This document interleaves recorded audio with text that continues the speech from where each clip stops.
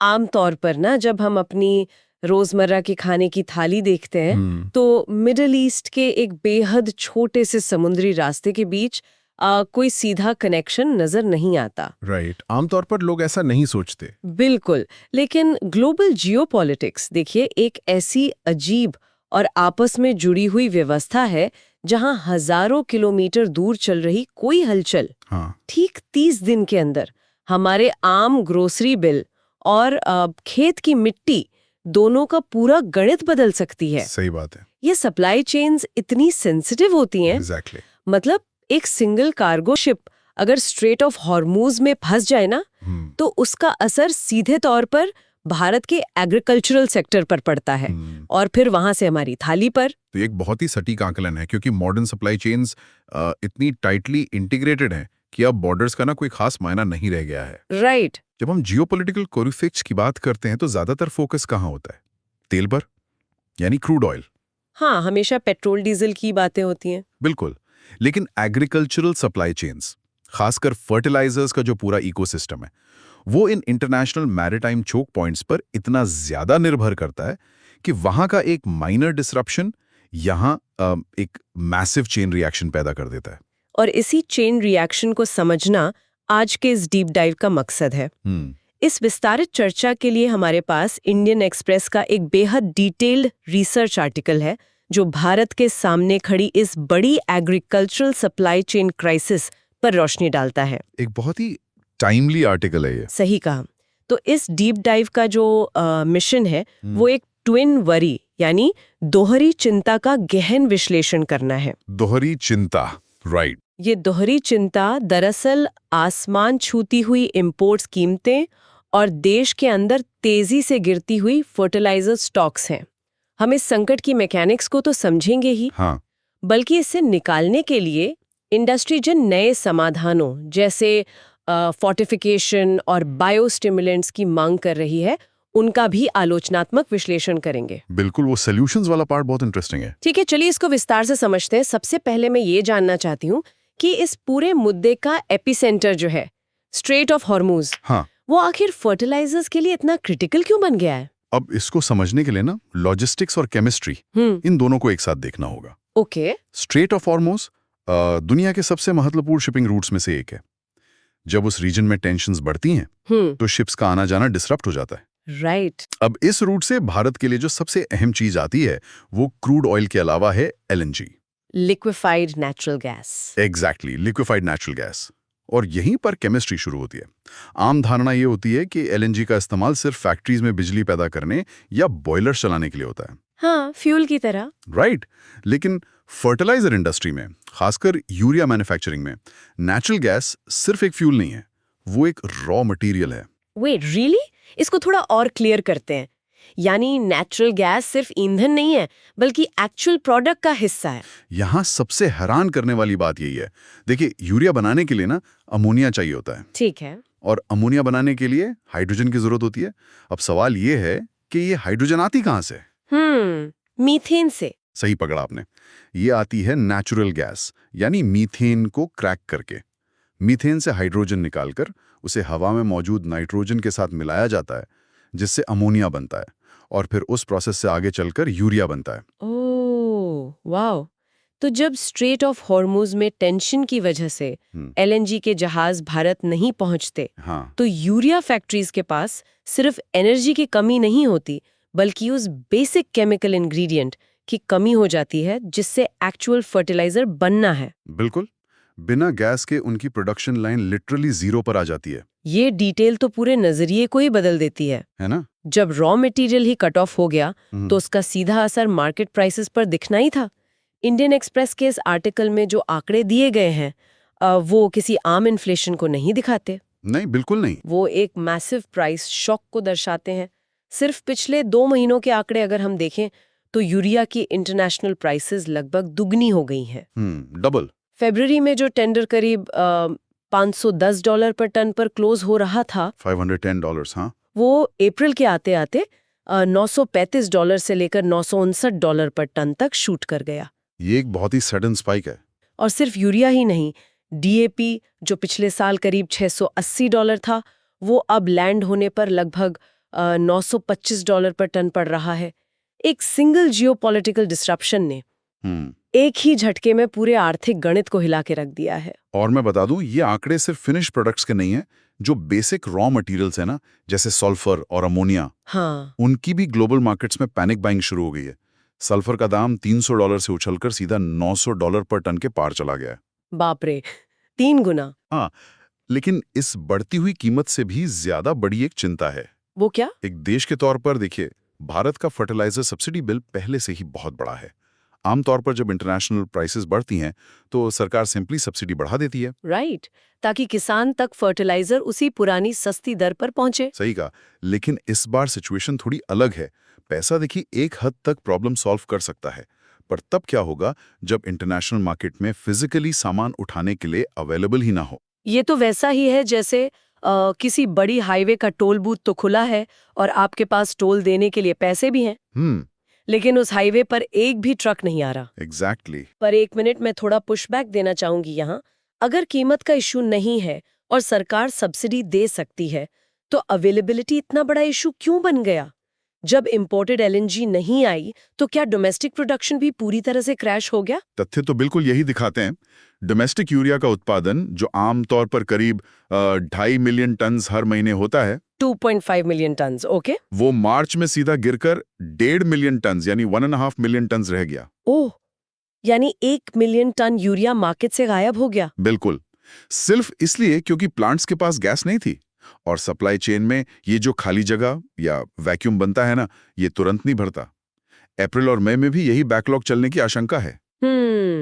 यहाँ से हमारी उस ट्विन वरी का दूसरा हिस्सा शुरू होता है, यानी गिरती हुई इन्वेंट्री। जब उत्पादन कम है और इंपोर्ट महंगा होकर डिले हो रहा है, तो ऑब्वियसली जो बफर स्टॉक होता है वो तेजी से खत्म होने लगेगा। सही बात है। और यहीं से ये पूरा मुद्दा वक्त के खिलाफ एक दौड़ में बदल जाता है, क्योंकि देखिए जून से देश में खरीफ सीजन शुरू होने वाला है। सबसे क्रिटिकल प्लांटिंग सीजन। बिल्कुल, मॉनसून की पहली बारिश के साथ ही करोड़ों किसान खेतों में उतर आते हैं। खेती कोई ऑन डिमांड फैक्ट्री मॉडल तो है नहीं ना, जिसे आप रॉ मटेरियल आने तक होल्ड पर रख सकें। नहीं, नेचर किसी का वेट नहीं करती। एग्जैक्टली। बारिश आएगी तो प्लांटिंग करनी ही पड़ेगी। लेकिन आर्टिकल में जो इन्वेंट्री के आंकड़े हैं वो बता रहे हैं कि हम कितने डेंजरस जोन में एंटर कर रहे हैं। आप बिल्कुल सही दिशा में सोच रही हैं। अगर हम एक्चुअल रिक्वायरमेंट्स और करंट अवेलेबिलिटी को कंपेयर करें ना, तो पिक्चर बहुत डरावनी लगती है। नंबर्स क्या कहते हैं एग्जैक्टली? इस आने वाले खरीफ सीजन के लिए टोटल एस्टिमेटेड रिक्वायरमेंट जो है यूरिया की, वो है 19.5 million turns. Okay, almost 19.5 million. लेकिन अप्रैल की शुरुआत तक गोदामों में मौजूद स्टॉक कितना था? सिर्फ 5.5 मिलियन टन्स। वेट, क्या सिर्फ 5.5? हाँ, ये टोटल रिक्वायरमेंट के 1/3 यानी 1/3 से भी कम है। ये आंकड़े तो सच में हैरान करने वाले हैं। ये तो वैसा हो गया जैसे किसी शादी में 200 मेहमानों को बुलाया हो, लेकिन खाना सिर्फ 50 लोगों के लिए ही बना हो। जून आने पर होगा क्या? और अगर मैं आपको बाकी फर्टिलाइजर्स के नंबर्स बताऊं तो स्थिति और भी गंभीर लगती है। जैसे डीएपी। हाँ, डीएपी की जरूरत है करीब 59 लाख टन्स, लेकिन मौजूदा स्टॉक है सिर्फ करीब 21 lakh tons. Oh my god. Same हाल बाकी न्यूट्रिएंट कॉम्प्लेक्सेस का है, चाहे एनपीकेएस हो, एमओपी हो या एसएसपी। सभी का मौजूदा स्टॉक जरूरत का आधा या उससे भी कम है। हम एक ऐसी जंग में उतरने की तैयारी कर रहे हैं जहां आर्मी के पास सिर्फ आधी एम्यूनिशन मौजूद है। इन डेफिसिट में प्लांटिंग करने का सीधा मतलब ये होगा कि पौधों की रूट्स उतनी डेवलप नहीं होंगी, ग्रेन क्वालिटी गिरेगी। बिल्कुल। और आखिर में इसका असर सीधे अर्बन कंज्यूमर की ग्रोसरी लिस्ट पर पड़ेगा, जब मार्केट में हाई ग्रेड प्रोड्यूस की सप्लाई कम हो जाएगी। सही कहा।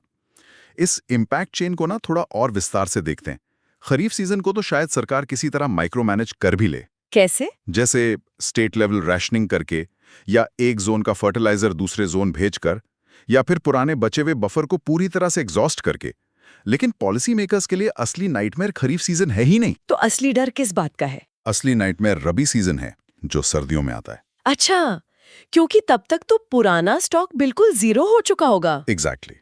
अगर खरीफ में ही हमने अपनी आखिरी बोरी तक का स्टॉक निकाल दिया और स्ट्रेट ऑफ हॉर्मज या ग्लोबल सप्लाई लाइंस नॉर्मल नहीं हुई, तो रबी प्लांटिंग के वक्त इन्वेंट्री लिटरली नेगेटिव टेरिटरी में होगी।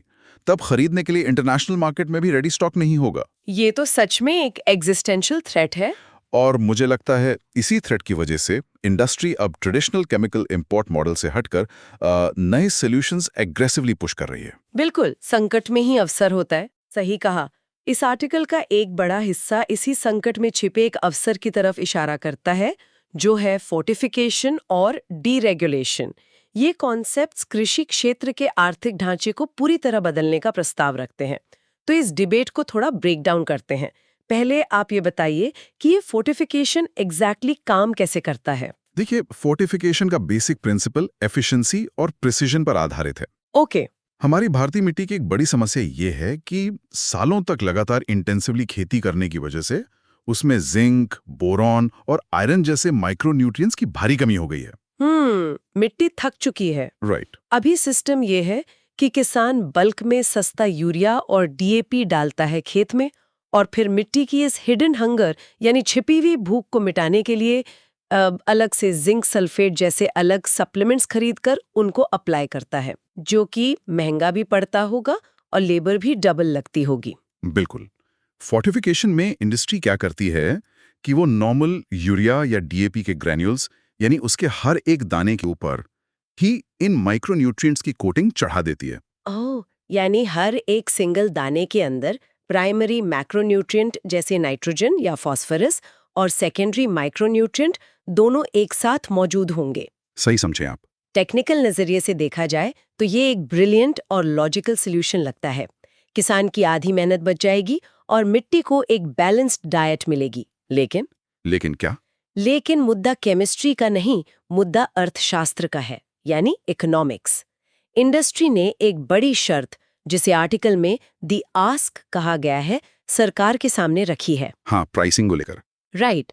वो चाहते हैं कि इन फोर्टिफाइड फर्टिलाइजर्स को मैक्सिमम रिटेल प्राइस यानी एमआरपी के कंट्रोल से मुक्त कर दिया जाए। इन्हें डीरेगुलेट करके ओपन मार्केट प्राइसिंग के हवाले कर दिया जाए। अगर हम इसको बड़े पैमाने पर देखें तो इस मांग के पीछे का आर्थिक तर्क भी समझ आता है। कैसे? इंडस्ट्री का आर्ग्यूमेंट यह है कि इनोवेशन और आर&डी में कॉस्ट लगती है, राइट? एक नॉर्मल यूरिया बैग और एक केमिकली कोटेड फोर्टिफाइड बैग की मैन्युफैक्चरिंग कॉस्ट अलग-अलग होती है। अगर सरकार दोनों को एक ही एमआरपी पर कैप कर देगी तो प्राइवेट कंपनीज के पास इस हायर एफिशिएंसी प्रोडक्ट को बनाने का कोई फाइनेंशियल इंसेंटिव ही नहीं बचेगा ना। डीरेगुलेशन से उन्हें अपनी एक्स्ट्रा कॉस्ट रिकवर करने और क्वालिटी पर compete करने का मौका मिलेगा। देखिए, यहाँ मैं थोड़ा तीखा सवाल पूछना चाहूंगी। पूछिए। एक तरफ जियोपॉलिटिकल क्राइसिस की वजह से बेसिक इनपुट्स की प्राइसेस ऑलरेडी डबल हो चुकी हैं। सरकार का सब्सिडी बर्डन आसमान छू रहा है। हाँ। और ऐसे हाइपर इन्फ्लेशनरी माहौल में इंडस्ट्री चाहती है कि सरकार इन प्रोडक्ट से प्राइस कैप हटा दे। क्या ये सीधे तौर पर कॉर्पोरेट प्रॉफिटियरिंग का रास्ता नहीं खोल देगा? ये कंसर्न नेचुरल है। मेरा मतलब है, बिना एमआरपी के कंपनीज तो मनमाने दाम वसूलेंगी। इसका पूरा आर्थिक बोझ तो अंत में उस किसान पर गिरेगा ना, जो पहले से ही महंगे बीज और क्लाइमेट चेंज की मार झेल रहा है। ये एक बिल्कुल वैलिड और क्रिटिकल काउंटर आर्ग्यूमेंट है। और देखिए, पब्लिक पॉलिसी में डीरेगुलेशन हमेशा से एक दोधारी तलवार होती है, लेकिन यहाँ इंडस्ट्री के इकोनॉमिस्ट एक अलग गणित पेश करते हैं। क्या गणित है उनका? उनका कहना है कि किसान के लिए कॉस्ट पर बैग उतना जरूरी नहीं है जितना कि कॉस्ट पर एकड़ जरूरी है। कॉस्ट पर एकड़, ओके। हाँ, अगर एक नॉर्मल यूरिया बैग एमआरपी पर सस्ता मिलता है लेकिन उसकी एफिशिएंसी कम है, तो किसान को 1 एकड़ में 2 बैग्स डालने पड़ते हैं, प्लस उसको अलग से महंगे माइक्रोन्यूट्रिएंट्स खरीदने पड़ते हैं और उन्हें खेत में डालने का लेबर चार्ज भी ज्यादा लगता है। तो उनका क्लेम ये है कि फोर्टिफाइड प्रोडक्ट महंगा होने के बावजूद लम्बा खेल खेलने पर सस्ता पड़ेगा। बिल्कुल यही तर्क है। अगर फोर्टिफाइड फर्टिलाइजर की एफिशिएंसी इतनी हाई है कि किसान को 1 एकड़ में 2 बोरी की जगह सिर्फ 1 बोरी डालनी पड़े और उसमें उसे जिंक भी अलग से ना डालना पड़े, राइट, तो भले ही उस 1 बोरी का अनरेगुलेटेड दाम थोड़ा ज्यादा हो, उसका जो नेट एक्सपेंस है यानी कुल खर्चा, वो कम हो जाएगा। Make sense. और इसका सबसे बड़ा फायदा तो अल्टीमेटली देश को होगा। देश को कैसे? अगर कंजम्पशन की टोटल वॉल्यूम ही आधी हो जाती है तो हमारी इंपोर्टेड एलएनजी और स्ट्रेट ऑफ हॉर्मस जैसी जियोपॉलिटिक्स पर निर्भरता अपने आप घट जाएगी ना। हम वक्त और सप्लाई चेन क्राइसिस के खिलाफ एक मजबूत बफर क्रिएट कर लेंगे। ये सप्लाई साइड को मैनेज करने का सच में एक ठोस आर्थिक रास्ता है। लेकिन इस डीप डाइव के सोर्सेज पढ़ते हुए मैंने देखा कि आर्टिकल में सिर्फ केमिकल्स को मॉडिफाई करने की बात नहीं हुई है। हाँ, बात उससे आगे की भी है। फोर्टिफिकेशन तो बेसिकली सिर्फ करंट केमिकल सिस्टम का एक अपग्रेडेड वर्जन हुआ ना, लेकिन इस संकट ने एक और कंप्लीटली नए सेक्टर के लिए रास्ते खोल दिए हैं जो शायद अगले 10 सालों में एग्रीकल्चर की पूरी पिक्चर ही बदल दें। मैं बात कर रही हूँ बायोस्टिमुलेंट्स की। ओह, एब्सोल्युटली। ये पूरे एपिसोड का मैं कहूँगा सबसे फॉरवर्ड लुकिंग और कटिंग एज हिस्सा है। बिल्कुल। बायोस्टिमुलेंट्स देखिए कोई एडवांस्ड केमिकल कंपाउंड्स नहीं है, बल्कि ये पारंपरिक एनपीके यानी नाइट्रोजन, फॉस्फोरस, पोटेशियम मॉडल से पूरी तरह अलग काम करते हैं। तो इनमें होता क्या है एग्जैक्टली? इनमें beneficial microbes, amino acids, humic acids और सीवीड एक्सट्रैक्ट्स जैसी बायोलॉजिकल चीजों का इस्तेमाल होता है। इनका प्राइमरी फंक्शन पौधे को डायरेक्ट खाना यानी न्यूट्रिएंट सप्लाई करना नहीं है। तो क्या करते हैं ये? इनका काम है पौधे और मिट्टी के बीच के बायोलॉजिकल इंटरैक्शन को बढ़ाना, जिसे हम टेक्निकल भाषा में न्यूट्रिएंट यूज एफिशिएंसी कहते हैं। इस टेक्निकल टर्म को थोड़ा सिंप्लीफाई करते हैं। न्यूट्रिएंट यूज एफिशिएंसी का सीधा सा मतलब है कि मिट्टी में ऑलरेडी जो न्यूट्रिएंट्स मौजूद है, क्या पौधा उन्हें प्रॉपर्ली एब्जॉर्ब कर पा रहा है या नहीं। एग्जैक्टली। मुझे ये कॉन्सेप्ट इसलिए भी इतना फैसिनेटिंग लगता है क्योंकि ये एक डायरेक्ट रिस्पॉन्स है उस डैमेज का जो पिछले 50 सालों के ओवर फर्टिलाइजेशन ने हमारी मिट्टी को किया है। बहुत बड़ा डैमेज हुआ है। मिट्टी में हजारों टन फॉस्फोरस डाल तो दिया गया है, लेकिन वो मिट्टी के साथ रिएक्ट करके एक लॉक्ड स्टेट में पड़ा रहता है। पौधे की जड़ें उस सॉलिड फॉर्म को नेचुरली सोख नहीं सकती। इस पर्टिकुलर प्रॉब्लम को बायोस्टिमुलेंट्स आखिर कैसे सॉल्व कर रहे हैं? बहुत आगे की सोच के साथ ये समस्या एड्रेस की जा रही है। जब किसान बायोस्टिमुलेंट अप्लाई करते हैं तो उसमें मौजूद स्पेसिफिक माइक्रोब्स उस लॉक्ड फॉस्फोरस और दूसरे हेवी एलिमेंट्स के साथ केमिकली रिएक्ट करते हैं। ओके। ये माइक्रोब्स एक तरह का एसिड रिलीज करते हैं जो अनलॉक न्यूट्रिएंट्स को वापस सॉल्युबल फॉर्म में तोड़ देता है। वाओ। और जैसे ही वो डिसॉल्व होते हैं, पौधे की जड़ें उन्हें तुरंत एब्जॉर्ब कर लेती हैं। इस प्रक्रिया में सबसे खास बात क्या है पता है? क्या? कि बाहर से कोई नया केमिकल फास्फोरस नहीं डाला गया, बल्कि जो मिट्टी का अपना डेड या लॉक्ड बैंक था उसको एक्टिव कर दिया गया। ये तो बिल्कुल वैसा ही है जैसे पौधे को और ज्यादा आर्टिफिशियल खाना खिलाने के बजाय उसको एक ऐसी पावरफुल डाइजेस्टिव पिल दे दी जाए। हाँ, पचन की गोली। एग्जैक्टली। उस पिल की वजह से पौधा उस खाने को कंप्लीटली प्रोसेस और पचा सकता है जो उसके आसपास पहले से ही पड़ा था लेकिन इस्तेमाल नहीं हो पा रहा था। ये एनालॉजी बिल्कुल सटीक है। और सबसे कमाल की बात यह है कि जब पौधे का नेचुरल एब्जॉर्प्शन सिस्टम इतना एफिशिएंट हो जाएगा तो नेचुरली बाहर से आने वाले यूरिया और डीएपी की टोटल रिक्वायरमेंट अपने आप गिरने लगेगी। ये ना सिर्फ कृषि के लिए एक साइंटिफिक ब्रेक थ्रू है, बल्कि इसका डायरेक्टली एक बहुत बड़ा मैक्रो इकोनॉमिक इम्पैक्ट है। कैसे? सोचिए ना, जिस साल देश का लगभग 15 से 20% केमिकल फर्टिलाइजर रिक्वायरमेंट सिर्फ इन बायोस्टिमुलेंट्स के सक्सेसफुल अडॉप्शन की वजह से ड्रॉप हो गया, उस दिन हमारा ओवरऑल इंपोर्ट बिल कितना श्रिंक हो जाएगा। ओह, फॉरेन एक्सचेंज का तो गेम ही बदल जाएगा। बिल्कुल। ये सिर्फ हमारे एनवायरनमेंट के लिए अच्छा नहीं है, ये देश की इकोनॉमी, फॉरेन एक्सचेंज रिजर्व्स और फिस्कल डेफिसिट के लिए एक गेम चेंजर है। संकट कितना भी बड़ा क्यों ना हो, उसने कम से कम एक इनर्शिया को जरूर तोड़ दिया है। सही कहा। जो पॉलिसी शिफ्ट्स पहले सालों तक फाइल्स में अटके रहते थे ना, उनको अब इन इमरजेंसी प्रोटोकॉल्स के तहत तेजी से इवैल्यूएट किया जा रहा है। तो अगर हम आज के इस पूरे विश्लेषण को एक लॉजिकल स्ट्रक्चर में पिरोकर देखें तो इस पूरी कहानी की शुरुआत होती है इंटरनेशनल वाटर्स में। स्ट्रेट ऑफ हॉर्मुज में एक ऐसी ब्लॉकेडिंग सिचुएशन बनती है जो डायरेक्टली भारत के पोर्ट्स पर एलएनजी की सप्लाई को रोक देती है। उस एक सिंगल एनर्जी सप्लाई के रुकने से देश की डोमेस्टिक यूरिया फैक्ट्रीज प्रैक्टिकली बंद होने लगती हैं। प्रोडक्शन क्रैश होता है, मार्केट में पैनिक आता है और global raw material prices double हो जाती हैं। एक मैसिव चेन रिएक्शन। और इसी डोमिनो इफेक्ट का नतीजा ये निकलता है कि खरीफ सीजन के ठीक पहले जब देश के करोड़ों किसान खेतों में बीज बोने की तैयारी कर रहे होते हैं, तब हमारे स्ट्रेटेजिक रिजर्व्स और इन्वेंट्री में जरूरत का आमतौर पर आधा स्टॉक भी नहीं बचता, जो कि एक बहुत ही डरावनी स्थिति है। लेकिन जैसा कि हमने देखा, यही पैनिक नए इनोवेशंस का ट्रिगर भी बन जाता है। राइट। और उन इनोवेशंस के फॉर्म में हम एमआरपी डीरेगुलेशन की वो फियर्स आर्थिक डिबेट देख रहे हैं, जहां इंडस्ट्री केमिकल एफिशिएंसी बढ़ाने के लिए जिंक और बोरॉन फोर्टिफाइड प्रोडक्ट्स को ओपन मार्केट में लाना चाहती है, जिसका लॉन्ग टर्म एम हमारे ओवरऑल केमिकल फुटप्रिंट और कंजम्पशन को हाफ करना है। एग्जैक्टली। और इसके भी थोड़ा आगे बढ़ते हुए माइक्रोबायोलॉजी और बायोस्टिम्युलेंट्स का उदय इस बात का सबूत है कि फ्यूचर ऑफ एग्रीकल्चर सिर्फ इन महंगे इंपोर्टेड रसायनों पर निर्भर नहीं रह सकता।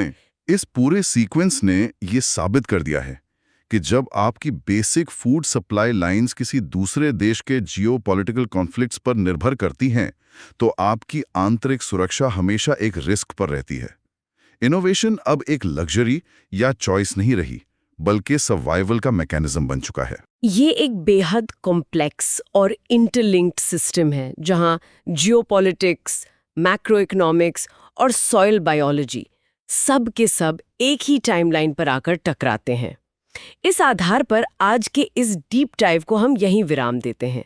लेकिन इससे पहले कि हम अलविदा कहें, इस पूरे तथ्य के निचोड़ से एक बेहद गहरा सवाल उभर कर आता है। इस करंट क्राइसिस ने कृषि और ग्लोबल ट्रेड के उस पुराने मॉडल को पूरी तरह एक्सपोज कर दिया है, जहां ये माना जाता था कि पैसे देकर कुछ भी इंपोर्ट किया जा सकता है।